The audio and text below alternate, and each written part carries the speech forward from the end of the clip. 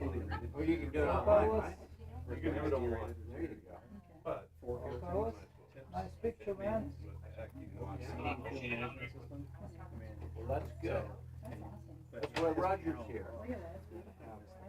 Safety night.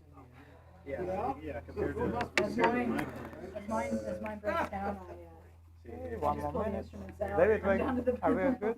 Here you go. Here's my plane. That's old school for you. Here you go. That's what my Cherokee.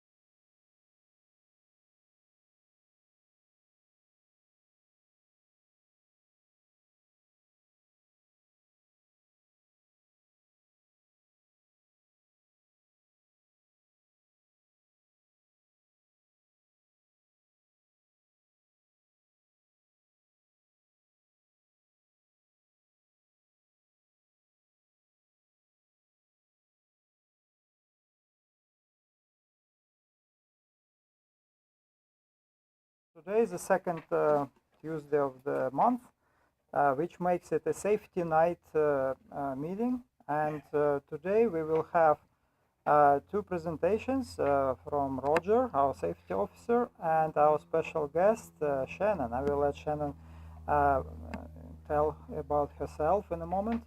And I'll just give a couple of updates, housekeeping style.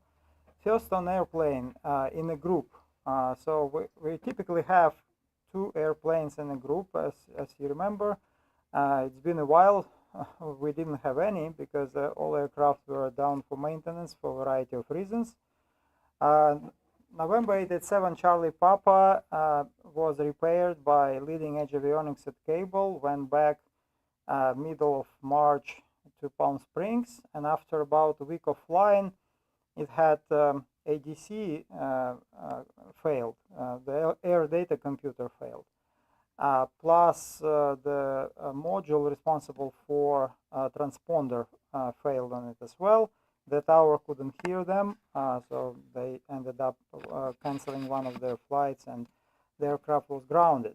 So we finally got Leading Edge dispatching a mechanic, the avionics specialist, to Palm Springs, and today they managed to put it back in service. So after a brief flight around the pattern, everything was behaving as supposed to be. So hopefully it will last like that, and we have now one aircraft back in service. We will have still planning to have Turbo 206 here at Riverside. We are waiting for governor and prop to return from overhaul. As of today, it still didn't come back. I think the governor came back, but the prop hasn't. So we are waiting for it to be back, and then shop will install it, test it, and it will be ready for us to bring it here. Timeline, I have no idea. Probably best case scenario about a week. Worst case scenario, we'll see. Cup 401 182 out of John Wayne had prop and governor overhaul. It came from service, and unfortunately the prop is out of balance, so it was shipped back, and the new ETA goes into June somehow. So unfortunate chain of events with our aircraft, and hopefully it will get better sometime soon. Some of the shuffling is happening within the wing. Some aircraft go from the north to the south, some aircraft go to the north. Long story short, the new wing commander is trying to optimize the use of resources. Some squadrons had 3 aircrafts at the airport, and some have none. So that is not fair, and he is resolving this problem. We are also hoping to get potentially an aircraft or two from the factory sometime this year. I don't know exactly what make and model and where it's going to be allocated. Let's see what else about aircraft. Oh, Zelda. Zelda is still Zelda, which is 7598 Zulu 206. It's still at cable.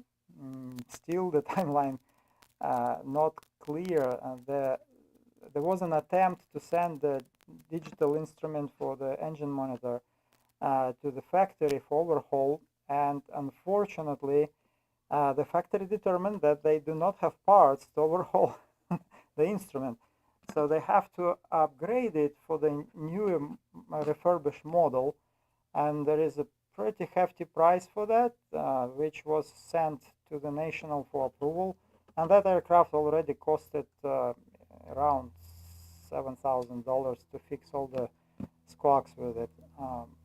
Hopefully by the time we get it back, it's going to be good for a while, because there was a lot of discrepancies which were postponed over time, and now it should come out clean.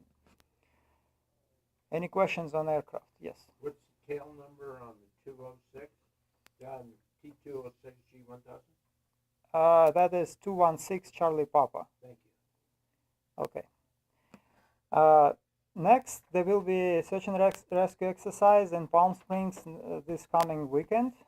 If you need sign-offs on any of the air crew or ground team tasks, keep in mind, check your email and sign up for it. I mean, you still can show up if you didn't sign up in advance, but it helps us plan the event properly and make sure we have adequate resources to support the training you are going to be seeking. So I will be there both days, unless the weather cancellation will be in effect of any kind. I will be working on AOBD sign-off for myself. If there will be shortage of pilots, I will be a mission pilot, training mission scanners and mission observers. We will have, so far it looks like we will have at least two aircraft, a 206 kind of interesting avionics, not really round dial, but a mix of advanced avionics and round dial, and 887 Charlie Papa. After the SAREX, 887 Charlie Papa is coming here, so we can start working on onboarding all new pilots until we get Turbo 206. Any questions on SAREX? Okay. And just a reminder on the SAREX, if you're interested in other things, they're also doing AP there, and they're also doing SUAS, both P and MP, supposedly. We'll see. Correct. Also, at the end of the month, weekend of the month, we will have a kind of a training event here, specifically dedicated for mission scanner, mission observer, and aerial photographer. So the sign-off sheet was also distributed, so please check your emails, and if you cannot find it, ask me, I will forward it to you. All right, last but not least, certainly not least, CAP lost one member, John Mayer. John Mayer was a member and a commander of this squadron at some point in time. The services will be taking place this Thursday, April 11th. Those interested to attend actual funeral services in San Clemente, please ask me. I will forward the invitation, the information, I mean. But any Squadron 5 member is welcome to attend the actual service at cemetery, at Riverside Veteran Cemetery. So again, if you're interested, I will forward you the information. The service will take place at 1:30 promptly at National Cemetery. So look forward to see as many members to say farewell to our former member. And yes? Two questions. Is 87 Charlie Papa a 206? Or a 182? 887 Charlie Papa is 182. 182. Yeah. And the second question is, Lon moved to Texas. There you go. He's fine. He's happy. He says hello. All the families there, that's why. Yes. Grandchildren and daughters. He moved to reunite with the family. It's cheaper than California. Much cheaper than California. Yes. Question regarding the services. I don't have a Class A uniform. Are these appropriate or a suit and tie? Any uniform is appropriate. The corporate is fine. Suit and tie would work too. Ideally, all CUP members are encouraged to wear the uniform, the highest level of uniform you have. I'm coming from work, so I'm just wearing civilian clothes. Okay. Yeah. So what you got on is fine. All right. So, Shannon, sorry. It's okay. Please briefly about yourself and what you do for aviation, how you got into aviation, a few things. Okay, Exciting. I can do that. I don't know about exciting though. I'm Shannon Millen, and I've been flying here since 2014 when I got my license. A little bit of background.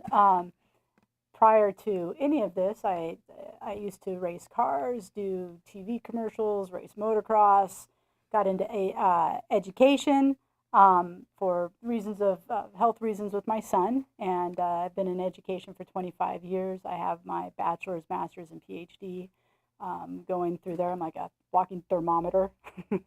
So, but I started flying in 2014 because I was absolutely terrified of flying. I did all this stuff and ski racing and motocross. And man, I'd get in a plane and I would just sweat bullets. It was horrible. And so that annoyed me so much. So I started taking lessons here at California Aviation Services and ended up finishing at Riverside Flight Academy, where I bought the plane that I trained in, and which was a 182 or a Piper 180, a Cherokee 180.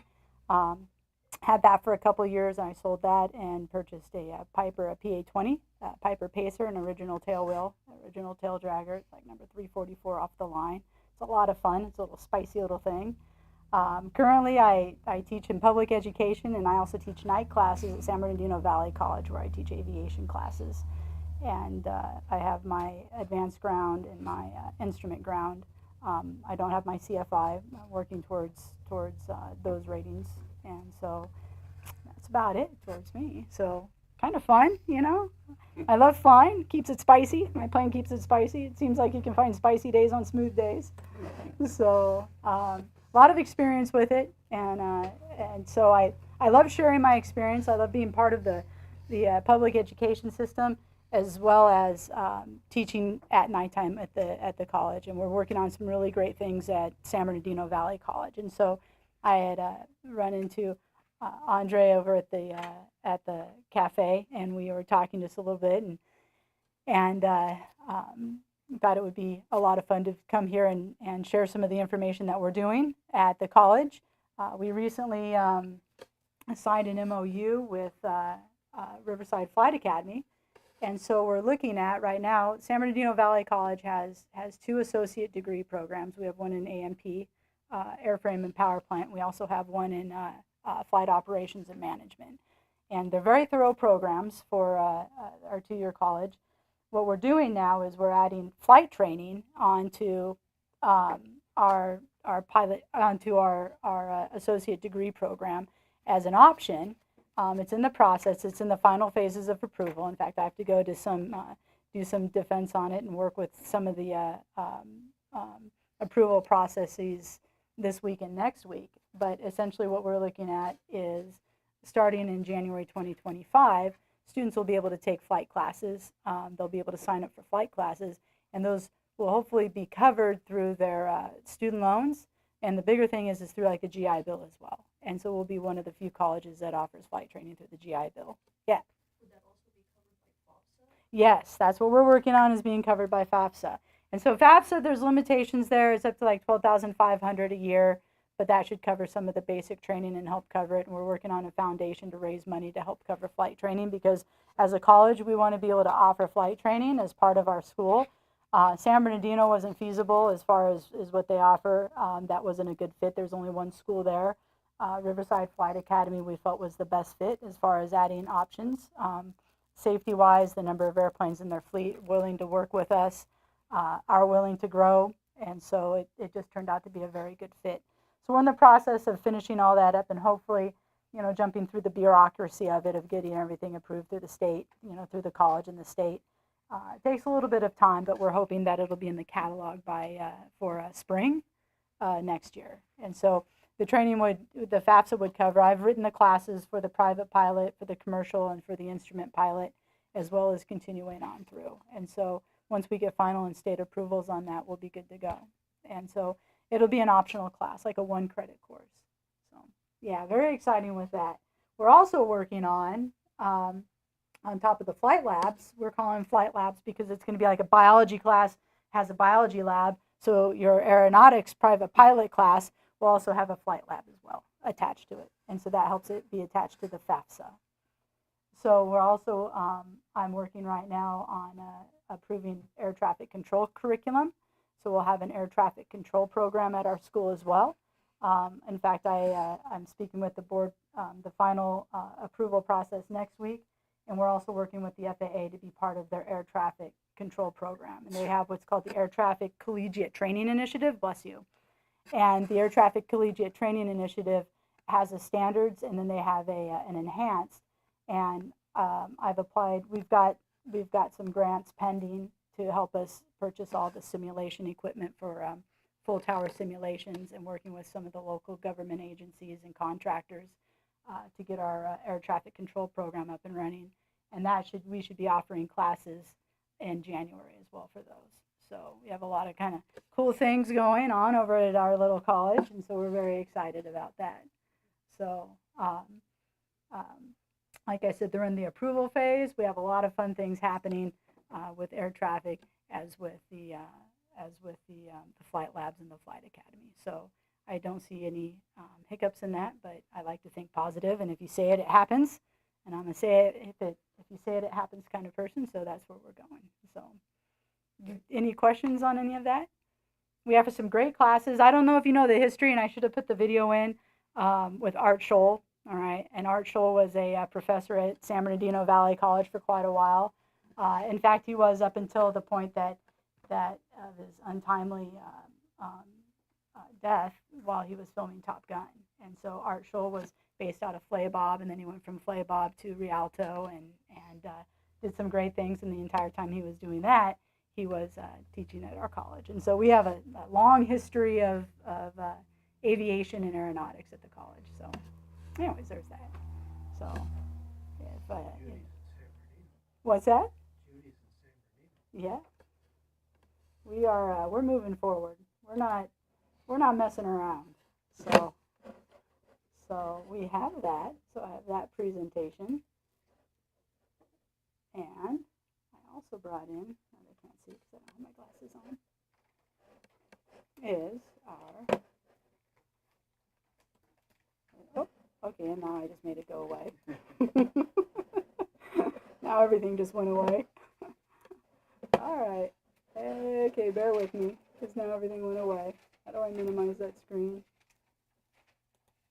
What does that do? Okay, I don't know what I just pushed. You can just go to presentation mode. All right, cancel. Bottom right. Bottom right. See that little icon that got the bug landed on. This one? Nope, go 2 more over. 1, 2. There we go. Okay. Oh no, this isn't the one that I want. Oh. The one that I wanted disappeared. I shrank it down. I need to get back to. This is what happens when you have a.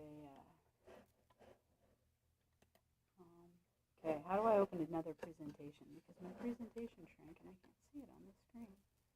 Wait. It is at the bottom somewhere. I think you're right. Okay.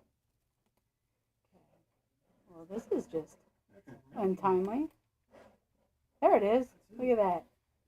All right, make this bigger. Yay. And if you click on And that then you little, can do that button again. oh, there you go. Oh, look at that. Boy, I tell you what. And they gave me a pilot's license.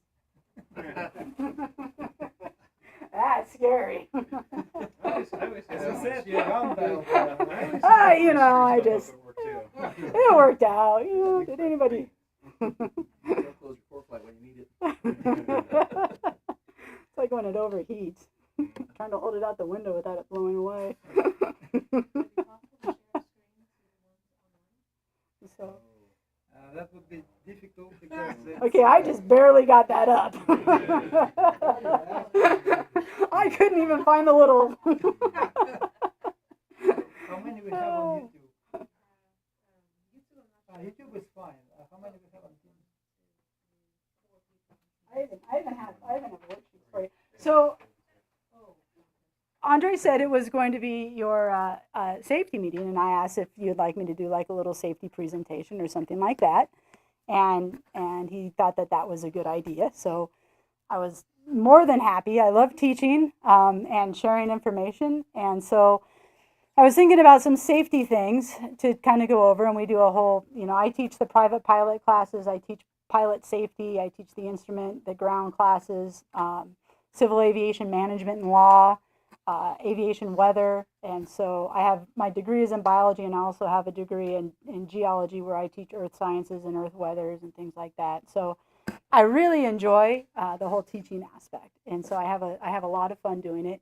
I grew up doing it when I was 14. I was a ski instructor from 14 till 21 at Snow Valley, and nothing was more fun than seeing the people that you teach to ski, that they have their boots on backwards, all of a sudden they got their boots on right, and they're coming down the hill after a few of your lessons all on their own. And I thought, man, that's really cool. I really enjoy doing that. And so that's just kind of followed me all the way through my years, I guess. So I thought maybe some density altitude and brush up on some density altitude, being as this is a Civil Air Patrol and you probably do a lot of mountain flying, looking for lost hikers or whatnot, what your missions might call for, and needing to land maybe in Big Bear at L35 or some other airports that might be at high density altitude, you know, have some high density altitude issues. So I thought, I don't know, maybe you would like a little refresher on it. And is everybody in here a pilot? We all pilots? No? All right. All right, we got a mix. All right, good. Well, you know, it's like an entire, literally this is a few lessons that I kind of condensed into one, and I tried to just bring it down and do it so it's just a nice little refresher, perhaps. So what density altitude is, and what is density altitude, all right? And so we'll kind of review what the different altitudes in aviation are, because when we talk about altitudes, there's different altitudes, all right? What is density altitude? How does it affect the performance of the aircraft? How do we compute it, all right? And then eventually we want to make sure in the long run that we're always just staying safe and making good choices. So looking at what are some of the altitudes, right? We have true altitude, and true altitude is the vertical distance of the aircraft above mean sea level, okay? So that's our true altitude, is your vertical distance of the aircraft above sea level, all right? So then we have pressure altitude, and this is where people sometimes get a little bit confused, and it took me a little while to get it as well, as what is pressure altitude, all right? So pressure altitude is the true altitude corrected for non-standard pressure. So the thing is the sea level, all right, that is the datum that everything is measured to. So you have to have a standard, and so the standard is sea level, right? And sea level is our datum. And sea level, it's not just sea level, but it's also picking the right temperature and the right pressures, the barometric pressures. And so standard sea level, what we call the standards, all right, is 2,902 is our standard sea level pressure at 15 degrees Celsius or 59 degrees Fahrenheit. So sea level is 0 at standard temperatures and pressures, okay? So the elevation, your altitude is going to be 0 when it is a standard day, which is 2,902 on your barometric pressure and 15 degrees Celsius, all right? And so that is when the sea level is 0. Now, if your barometric pressures begin to, if you start getting higher pressures, all right, you're going to get lower than sea level numbers, okay? We can go into those just a little bit, but not too much. So pressure effect, so how does that affect it? So the altimeter, so essentially the atmospheric pressure decreases, so for every inch of decrease on your barometric pressure is a 1,000 foot drop, okay? So for each 1 inch on the pressure, right, It's 1,000 foot, either increase or decrease depending on which way it goes. All right. So an increase in pressure is going to be 1,000 foot drop. All right. And why is that? We'll go over why is that just a little bit. So an altimeter set to 2915 and a new altimeter setting of 2985 represents a change of 7/10 inches. Okay, so 1 inch is 1,000 feet. So 7/10 inches is going to equal a change of 700 feet in altitude. Okay, going either up or down. It depends on if the pressure is rising or if the pressure is dropping. Okay, and think of pressure when we think of altitude and we think of barometric pressure. I like to think of it like water with a submarine. Okay, as you go deeper, you get more pressure. So as you get closer to the earth, to the surface of the earth, right, you get more air pressure, and so your pressure is going to rise. Don't think of the airplane rising, all right? The pressure rises, right, as you drop in altitude. All right?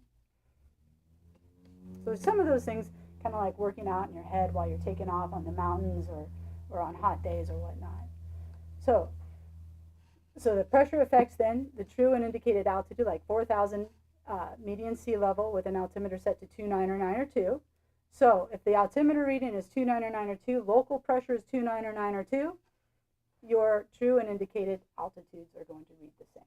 All right, but my airplane disappeared.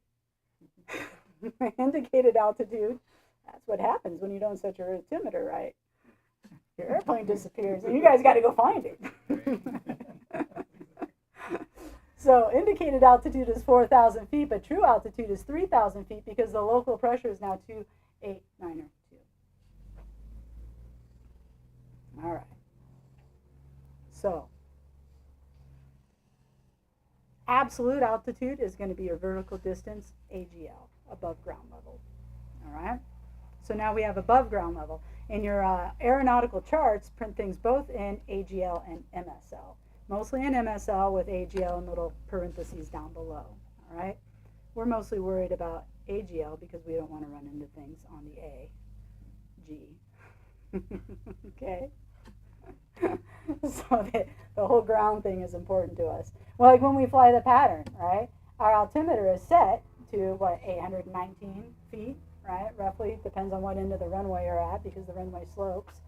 But when you're in the air, pattern altitude is 1,800 feet, okay? And it's 1,800 feet. What is that 1,800 feet? That's 1,800 feet MSL, but you're 1,000 feet AGL.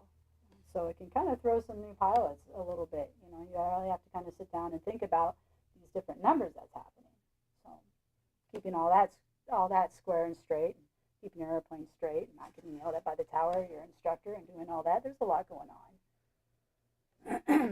So your indicated altitude is whatever is showing on your altimeter, and that may or may not be right, but that is your indicated altitude. All right. Now your density altitude is something completely different. All right. And so when we get into the density altitude, we're going to look at, like when you're flying in density altitude, that's like one of the number one killers of pilots is density altitude. They try and take off in an area where you can't quite take off.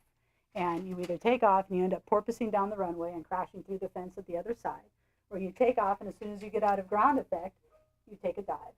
All right. Or you take off and you try and climb and you can't climb and you can't clear the trees that are half a mile or a mile away because you just can't climb. And you end up in some box canyon and again, you end up in the trees and into a situation that is completely avoidable had you done some calculations. And so density altitude is a big thing. And we don't even think about it down here. We had, a plane crash not too long ago, I think over in Corona, and some of the density altitude and plus the takeoff weight and a few other factors were taken into consideration. A hot day, full tanks, right?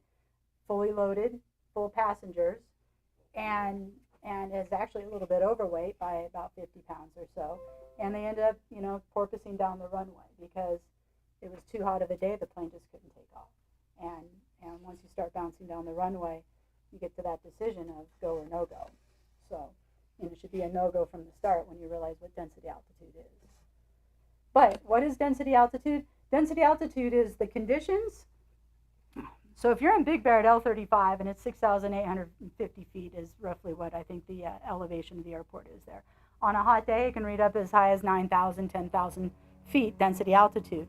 So what that means is that is how the airplane is going to behave at that airport, all right, on that particular day. Even though the airport's at 6,500 feet, the conditions of humidity and temperature and altitude or elevation are all taken into account. So the airplane, even though it's at 6,800 feet, the thickness of the air, if you will, all right, the density of the air is such that it's going to behave like it's at 9 or 10,000 feet, okay, because the air is so expanded. And one thing people don't realize is how much water vapor actually affects altitude or affects density altitude. All right, and I'll talk a little bit about that at the end. So density altitude will affect your landing performance, all right, your takeoff roll. It increases your landing roll, it decreases your performance, and you can, as soon as you get out of ground effect, because ground effect has this little magical way of making your airplane want to fly before it's ready to fly, and you think it's okay to rotate and pull back and start taking off, and then you instantly lose airspeed and you come right back down to the ground again. And it happens very quickly, and by that point you're carrying so much speed, but now in taking the dive and in hitting the ground, all that friction has just reduced your ground roll, and so now you're not going to get back up again. And so it creates all kinds of problems because you're 3/4 of the way down the runway moving at 60 miles an hour and not enough runway to get up off the ground, so you have to make the decision of where's the best place to make a no-go decision. So. I'll go back to that chart for a minute because you left off a very important point. What did I leave? And that is, density altitude is going to affect your horsepower. Yes. If I'm at Big Bear Lake and I'm at 10,000 feet, I probably lost 30% of my horsepower. So now I have a 140 horsepower engine, and by the time I take off, I'm 110, and you're never going to get airborne out of Big Bear. No, and you're not. And the thing is your POH has the airport, the horsepower, the loss of horsepower exactly. As you're going down the runway, right, you have such thin air. And so your performance is still going to be based on the POH, your pilot operating handbook. And your pilot operating handbook is going to say you rotate at 70, right? Well, you have less air up there. So you're going to have to be, your ground speed is going to be faster than 70 because you still have to get the same amount of air molecules into that little pitot tube to read 70, all right? So you have less air molecules, so your ground roll is actually going to be faster. You're going to take a longer time to get that ground roll up to be able to get the air underneath your wings to be able to take off. So you have less horsepower, right? You have poorer performance. You lean out the engine a little bit. You have less air up there. So you're going to be taking an enormous amount of runway to be able to get up off the ground. You got truer airspeed. So you have better, truer airspeed. you have better, truer airspeed That's why you go because your ground speed is going to be faster, but your performance with the air being thinner, the airplane's still going to handle the same based on your But what's your POH. opinion why we don't use Q and H settings? I don't know. American Airlines developed that. Everybody else followed it. Right. 10 years afterwards. Yeah. What that is, you're setting your altitude so that when you hit the ground, you're zero. Right. Altimeter's reading zero. It gives you a much better attitude. It's almost like a radar altimeter Yeah. because it's giving you true altitude above ground. Anyway, there's pros and cons. There is. Very good. Great points. You make some great points. So now I have a little video and hopefully it'll show it. Let's see if we can open this up. And hang on. Why didn't it? Okay, it's on mine. 2012, this video made it to the internet. What you're about to witness is a plane crash, as it was experienced from the right seat. I'm just going to inside do the this so I can cockpit. get it back. The accident took place on Saturday, June 30th, 2012. At the time of this report, information was preliminary and subject to change, but some had been collected by the NTSB. The aircraft That'll is a make it. Stinson Model 108-3, generally a Got a Franklin. 165 horsepower single-engine high-wing propeller-driven aircraft capable of carrying 4, plus full fuel and light baggage. You gotta get The aircraft's performance is dependent, among other things, on the density of the air it moves through. The aircraft appears to be operating from Bruce Meadows Airstrip, a 5,000-foot-long dirt and grass airstrip Mile strip. situated at an elevation of 6,370 feet, surrounded by 8,000 and 9,000 foot. Okay, he's up off the ground. Near the town of Stanley, Idaho. down. That may be important. Watch this. Watch what happens He's here. second. He's off the ground. Oh. What you just He's saw like a was green the apple. aircraft skipping off the ground after having previously become airborne, only after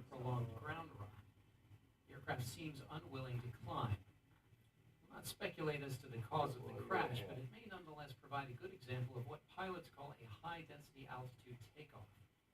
Cold, low-altitude air is more Right? dense and thicker than air found at higher altitudes It bounces and a higher good temperatures. sign from Moisture above. in the air, humidity, displaces air molecules and also acts to thin the air. For the pilot of a propeller-driven aircraft, thick air has its benefits. It gives the surfaces of the aircraft, the wings, and propeller more to push against, as it were. It gives a naturally aspirated, non-turbocharged engine more air molecules to mix with fuel, and that results in a higher power output. Relevant to what you're seeing here, the NTSB has collected air data, including barometric pressure, temperature, and moisture for the accident's location on the day of the crash.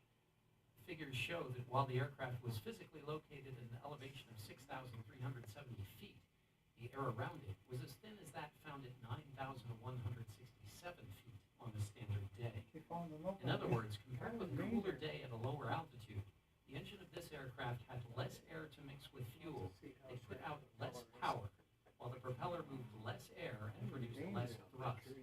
Meanwhile, the wings produced less lift for any given speed over the ground. In practice, that means the aircraft Yeah, no needed matter how many more times you land try to get pull up it. speed and more speed to create lift, all the while working with less available power. It means it was harder for the aircraft to start to fly. Assuming that the pilot was attempting to climb, this particular aircraft appears strained at best and unwilling at worst. Whatever it calls, Oh, Well, at least the trees broke a lot of the energy. that's what they talk about. Yeah. all four men involved in the Stinson walked away. They had 4 people in that Reports Stinson. state the pilot suffered the No worst way. injury, including a broken jaw. All Shown right. in slow motion, you can get a sense of how the airframe absorbed energy. Each impact of the tree lessens the amount of energy left for the final impact with the ground. The occupants were lucky. Good point, Once Chris. over the trees, there was very little the pilot could do. Faced with low airspeed and rising terrain, a turn was out of the question. At that point, riding it in might have been their best and only option. So, all right. So I thought that, yeah. Does anybody claim they could have flown that better? You know, I'm sure there's a lot of armchair pilots that could have. I tell you what, on the first bounce, I would have been done. There was plenty They of could meadow. quit. There was plenty of meadow What there have to been have. done better? What do you think but could when- have been done better? I think he was just pulling too hard, Uh, and What if he that's my departed in the opinion. morning, early in the morning, instead of? yeah, that's a good one. And he should have quit. Oh, he could have quit midfield when Yeah, he should knew have it was in quit when trouble. he bounced, right? Should have, but that wouldn't have. Yeah, okay. Asked and answered. Thank you. Yep. Yeah. So it shows a very He good. might have turned. He might have been able to turn towards lower terrain.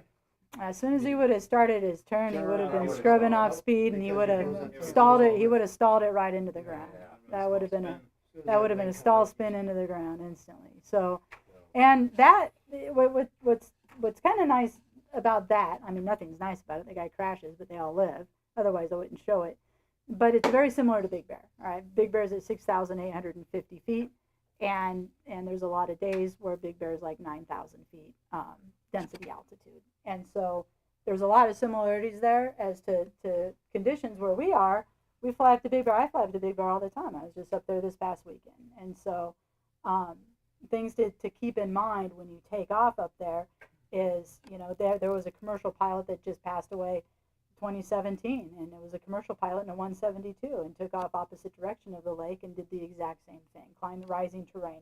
Looks like the plane is sinking, but the train's actually coming up into the aircraft. And so it wasn't that they were losing altitude, it was that they weren't climbing up and over what was happening there. So, all right, now back to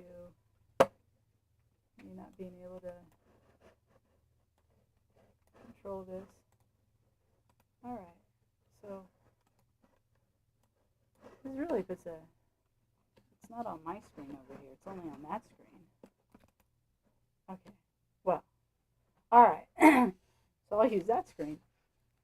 All right. So you have obviously, as they were talking about in the video, less airflow going over the wings, less airflow underneath the wings. So density altitude causes all kinds of significant issues. All right. So what we do with density altitude is looking at a few things, right? Setting the altimeter. We talked about the altimeter just a minute ago, but setting the altimeter in the plane. All right. It's sent. Essentially, your altimeter is sent to like true altitude. Okay. So what that means is when we're setting the altimeter, the reading will reflect the current barometric pressure of the airfield. So at any point in time, if we check like whatever the barometric pressure is right here, 3008. I'm not entirely sure. We could look up what the barometric pressure is right here.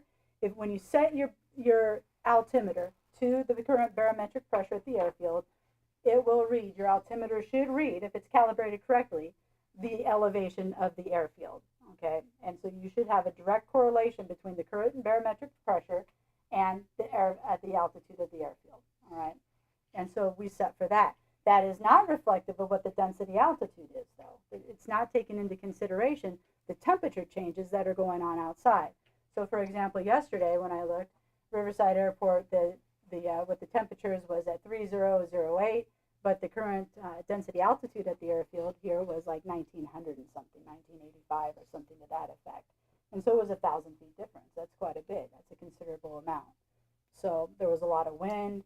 It was warm, and so all of those affect what the current temperatures and the current pressures are, all right? And it affects the performance of the aircraft.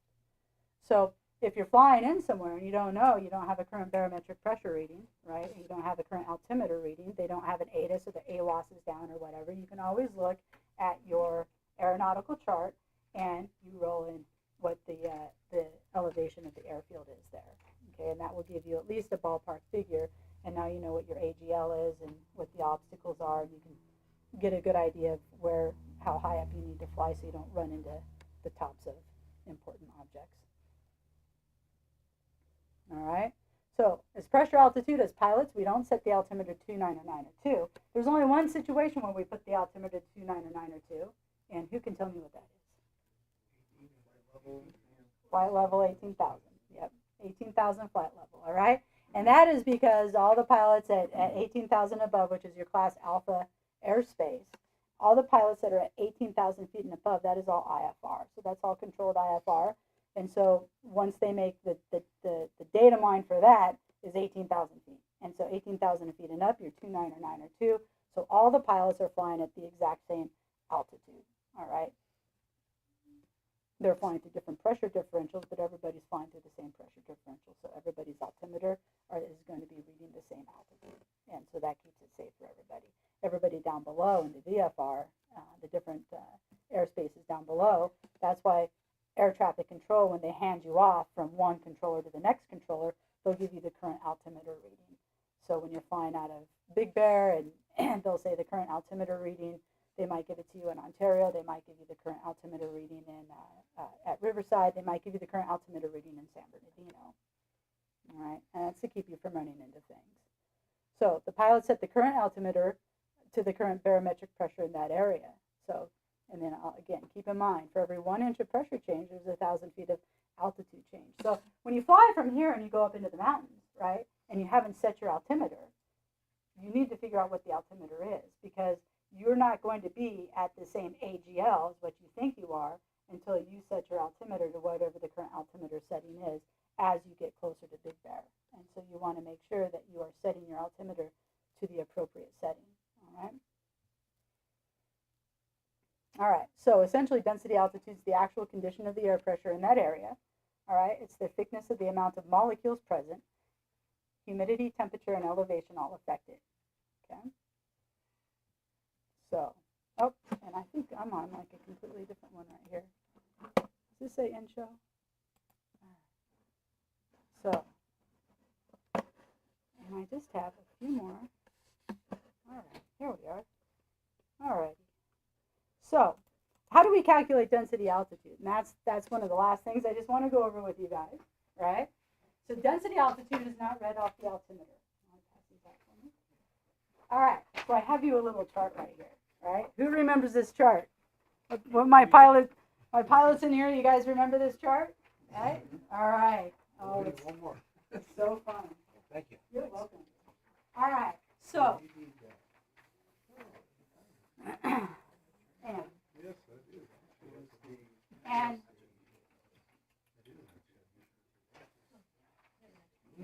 And just for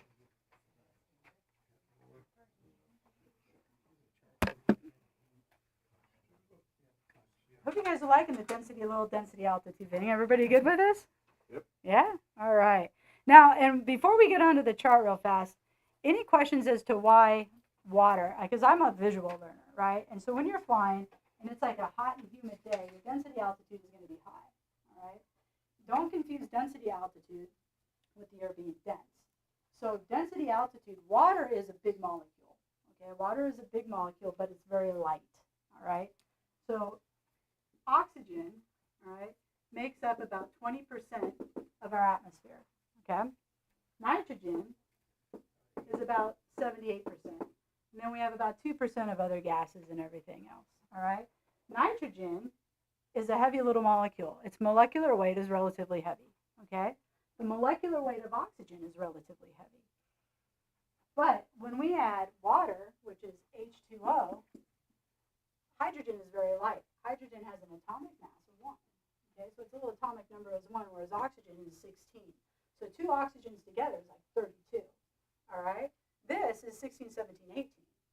But water exists like this and takes up a lot of space in the air. So your atmosphere, when you have no water in the atmosphere, your atmosphere is kind of like this, right? And it's a bunch of oxygens and nitrogens and an occasional H2O floating around. But when we have a really humid day, water comes in and water pushes out all these other atoms or molecules, okay? And so water is bigger, but it's lighter, and it pushes everything out, okay? So what that does is it's almost like filling up a balloon with hot air, okay? It just expands the air is really what the water is doing, is it's expanding the air and it's making the air very light. So the airplane is not going to perform as well when you have all this water molecules in the air. Even though you walk outside and it feels thick and it feels heavy and you're like, and it's all humid and nasty outside, right? It's not heavy. It's actually relatively light. It's just condensing on your body, making you feel wet and sweaty. So when water comes around, this big old water molecule here just pushes out all the heavier ones. And so it creates a less dense environment, okay, which therefore decreases the performance of the airplane because you have less air molecules, again, up underneath the wings pushing the airplane up, all right? So I like to kind of put that little visual in there as to why humid days have a tendency to be poor performing days. So when it is a hot, rainy, or hot, humid day in Riverside, your density altitude is going to be 3,000 to 4,000 feet, 4,500 feet here at the field. And so your for smaller planes, it's not so much of a big deal. But when you have like a twin or something like that, or a high performance plane with 4 people inside of it, you need to see what your ground roll is going to be on takeoff prior to your departure. So, all right, so our density altitude chart. So how do we figure this out? All right, so you want to take off, and it's like certain degrees up in Big Bear, and maybe it's like 80 degrees in Big Bear, and so it's 80 degrees, and your altimeter setting is going to be, let's say, 29 or 20 or something to that effect. And so you want to find out what the density altitude is, because you might not want to take off if your density altitude is going to be somewhere up here at like 9,000 feet or 10,000 feet, because that right there is going to be using up all 5,000 feet of runway or 6,000 feet of runway. So you want to check to see what your density altitude is. So how we do this is, the first thing you do when you want to see what your density altitude is you find what the local pressure setting is, what the local barometric pressure is, all right? So once you find out the barometric pressure, all right, then you're going to convert it with this conversion factor. And so what these numbers are, this is what you're going to subtract from the field elevation or add to the field elevation, all right? So the first thing you're going to do is, and we can look and see what Riverside is right now. Who's got their 4 flight up? It's, Don't. they're reporting 3002. Okay, so they're reporting 3002. All right. And what's the temperature? Let's see here.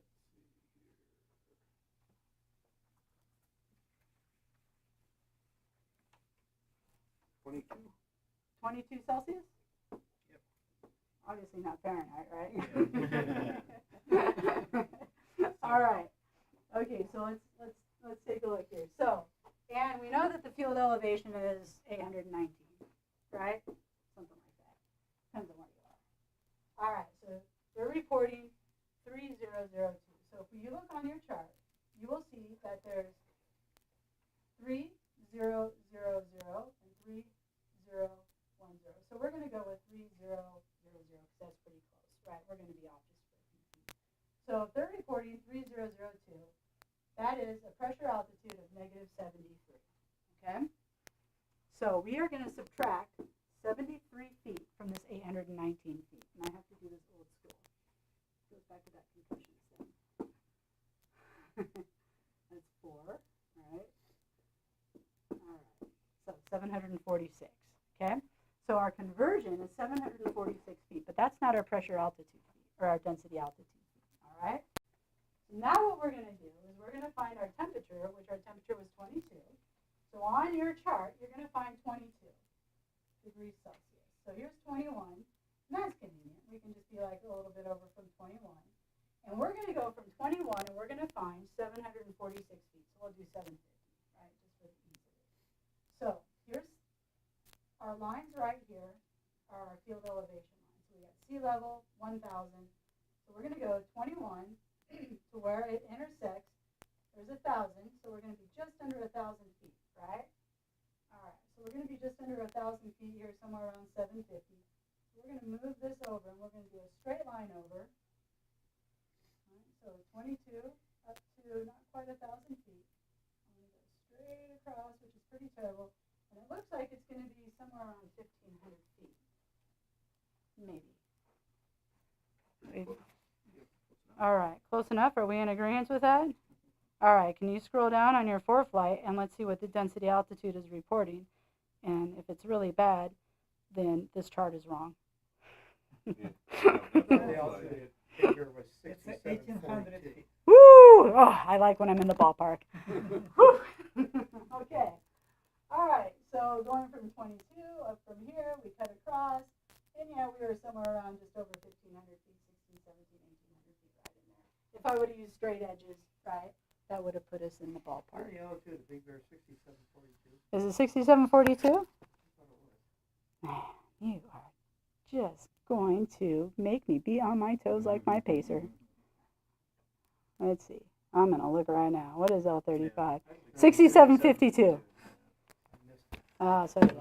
I was what, 6840? I bet. Now, let me show you what my calculator says. Density altitude, that's going to be 71 degrees. Where's this at? 22 degrees. Okay. This is an engineering calculator. Okay. I'm using 30.02, 42 degrees Fahrenheit for the dew point, because we're looking at the summer. I've got 76.8% for relative horsepower, and your density altitude is 9,045. At Big Bear? Yeah. So, Virtual temperature is 73. Absolute air pressure is 23.4. I gave you this engineering system. I've been carrying it with me for the last 20 years. well, that's handy right there. I tell you what, that'd be handy like flying on a hot day It too. was developed for racing engines. So, nice. Nice.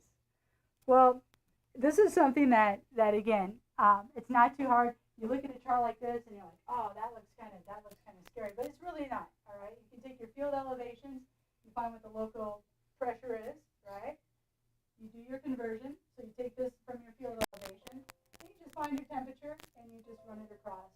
And we could do the same thing for Big Bear, and we can see what Big Bear says and run it across on this. And to be more accurate, I would run a straight edge over there to make sure that I'm accurate with what I'm doing.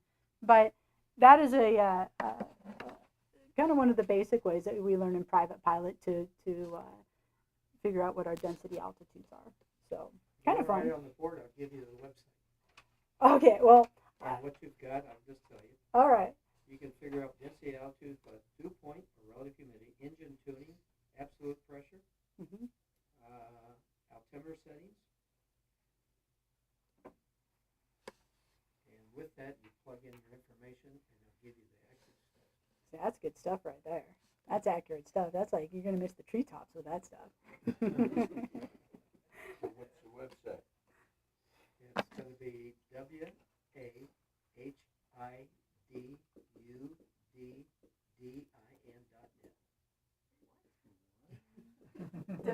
Did I get that right? I feel like I'm writing down a. Why Is my readback correct? Help me. Tower, I didn't hear you. Right. All right. I don't want to kill you guys too much with this. What's that? Yeah, that doesn't look right. WAHID, then UDDIN.net. Yeah, you got it right. Readback correct? Yeah, good copy. Man. Yeah, that's right. It's another toy to play with. All right. Oh, I tell you, I'm overloaded on those right now. It's crazy. Yeah, I go with the old school. You know, stick my hand out the window. Feels cold. Yeah, cold. It's cold. There's been so many accidents because people think they don't realize that the density, altitude, and the airspeed of big bears absolutely try and increase their speed because they're at altitude, so they don't realize what's going across the ground. And then they wonder why they're in the pond at the end of the runway. Yeah, because your ground speed is significantly faster. See, when you come into land, your ground speed is significantly faster as you're coming into land, even though your indicated airspeed is going to say 65. You might be coming in, rolling in at 75. With all the accidents, they finally put up a density altitude reader at the end at the runway. I only go up there with certain temperatures. I won't even climb a bonanza up there. Oh yeah, no, I take my little pacer up there, you know, on cool mornings when you know it's nice and cool mornings and a cup of, it's like $175 cup of coffee nowadays. No longer $100 burger. It's like a $250. It's like a $250 burger. Pretty much. So in reading all these instruments, then just kind of put this up there for some of our non-pilot friends, is the systems. All right, and so in using the systems, what do we use for the systems and measuring all this fun stuff? And that is,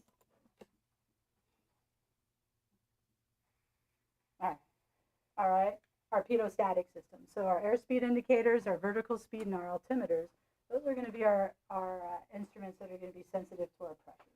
All right, and so the airspeed runs off of two things. Well, it primarily runs off of just ram air and the pitot tube. And then your vertical speed and your altimeter, those are both going to be running off of your static pressures, okay?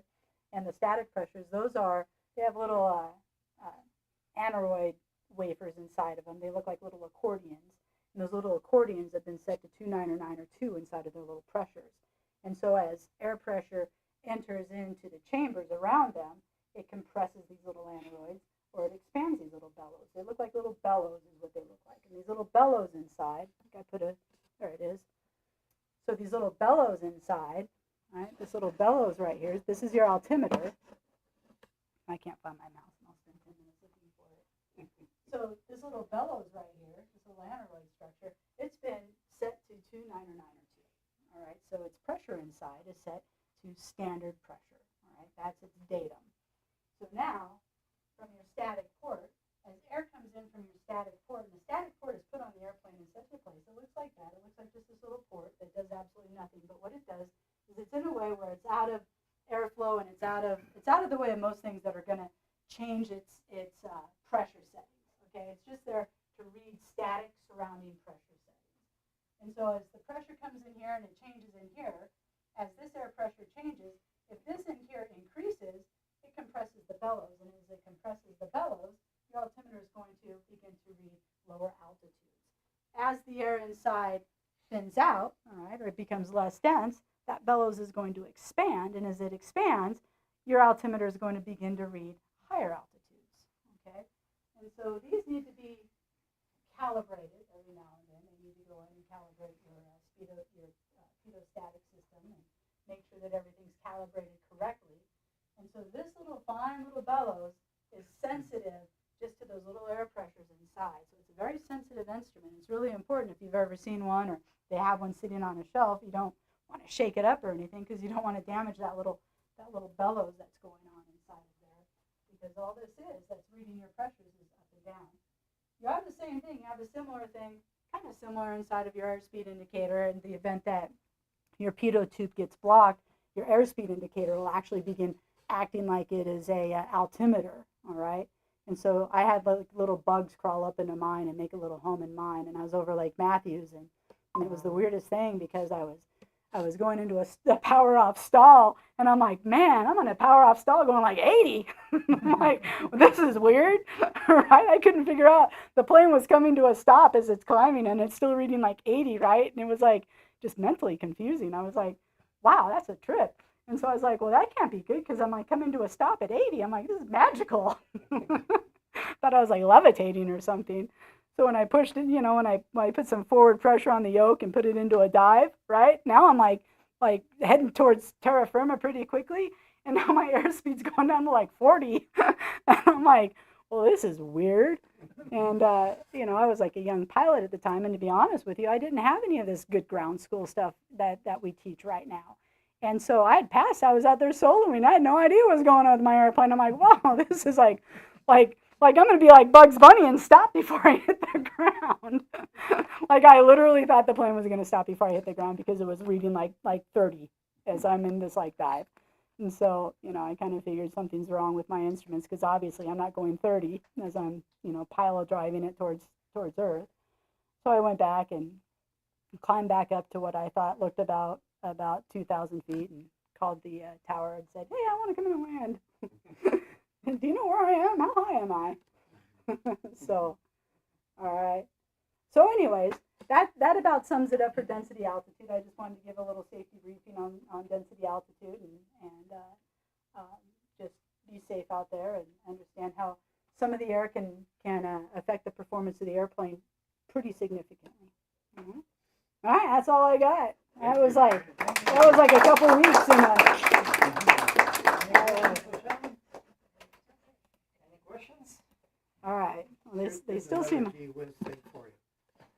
The standard wing will always stall at 70 degrees, no matter what aircraft you're in. Piper, Cessna, Bonanza, all hold 17 degrees. Fun facts. You need to put together a fun facts page. Yeah, I'm a Bonanza flyer. A Bonanza flyer. I'm tight on density altitude. I'm tight on certain altitudes. I hear you. I'm a Piper Pacer tailwheel pilot. I don't even think Well, about that stuff. that concludes today's session. Thank you very much. And Roger, you will have your materials available next time. I'm sorry, Roger. You will have to present next time. So we'll give you a little break. Absolutely. You can come in I anytime. thank you. Well, thank you very much for having me. I really appreciate the opportunity to share some information. And thank We you. appreciate your time. Okay. And if you need a water. Thank you. The meeting is over. Formal part is over anyway. What's that?